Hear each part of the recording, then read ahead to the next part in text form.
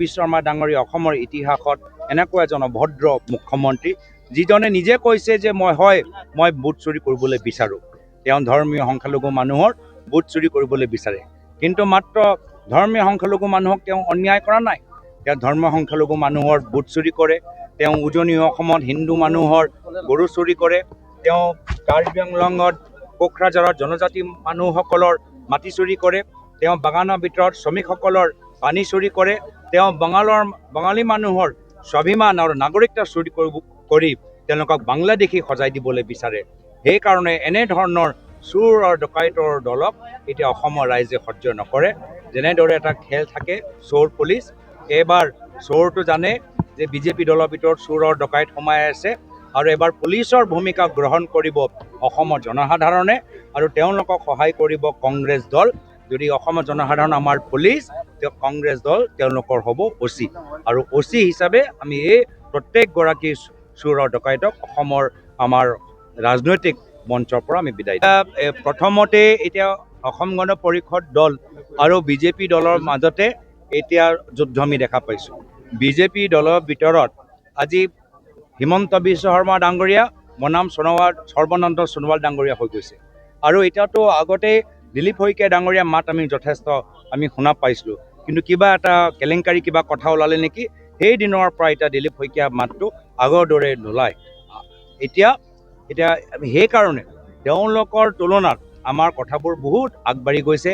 মোৰ মতে আজি প্ৰায় আমাৰ 60% আমাৰ প্ৰগ্ৰেছ হৈ গৈছে, আৰু কম সময়ৰ ভিতৰত আমাৰ মিত্ৰ দলৰ লগত এই কথাবোৰ প্ৰায় 100% আমাৰ চূড়ান্ত হ'ব।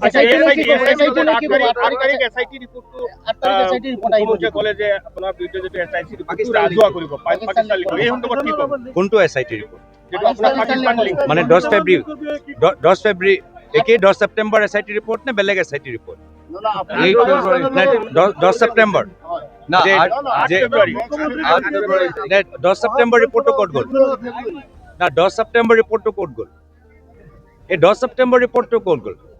এই 10 ছেপ্টেম্বৰ ৰিপৰ্টটো এতিয়া 8 ফেব্ৰুৱাৰীত এতিয়া মুকলি কৰিব বিচাৰিছে নেকি, নে কিবা আকৌ তাত কিবা তেল মছলা আৰু সোমাই দিছে? মুখ্যমন্ত্ৰী মহোদয়ে অসমৰ ৰাইজক চিনি পোৱা নাই। মুখ্যমন্ত্ৰীয়ে ভাবে যে অসমৰ ৰাইজৰ বিবেক নাই। মুখ্যমন্ত্ৰীয়ে ভাবে যে অসমৰ ৰাইজক ৰাজনৈতিক জ্ঞান নাই, কিন্তু অসমৰ ৰাইজে চব কথা জানে। মুখ্যমন্ত্ৰী মোক চিনি পোৱা নাই। মই মুখ্যমন্ত্ৰীৰ দৰে ভয়াতুৰ নহয় যে অলপ এই অভিযোগ দিলে মই দল বাগৰিম। তেওঁৰ দিনত চাওক, যেতিয়া কিবা এটা অভিযোগ আহে আছু এৰিব, কংগ্ৰেছ এৰিব, পৰৱৰ্তী দিনত বিজেপি এৰিব। তো হিমন্ত বিশ্ব শৰ্মা ডাঙৰীয়া অসমৰ ৰাইজক চিনি পোৱা নাই। অসমৰ ৰাইজক যে বিবেক আছে সেইখিনি কথা তেওঁ চিনি পোৱা নাই, আৰু মোৰ যে আদৰ্শ মই প্ৰায়তঃ তৰুণ গগৈদেৱৰ পৰা শিকি আহিছোঁ সেইখিনিও কথা চিনি পোৱা নাই। হ'ব পাৰে এই যে 10 ছেপ্টেম্বৰ তেওঁ যে অলপ পাহৰি গ'ল, এইকেইটা দিন যে আমি হুইজ হিমন্ত বিশ্ব শৰ্মা ডাঙৰীয়া কৈ আছোঁ যে হুইজ হিমন্ত বিশ্ব শৰ্মা ডাঙৰীয়া, কোন হয় হিমন্ত বিশ্ব শৰ্মা?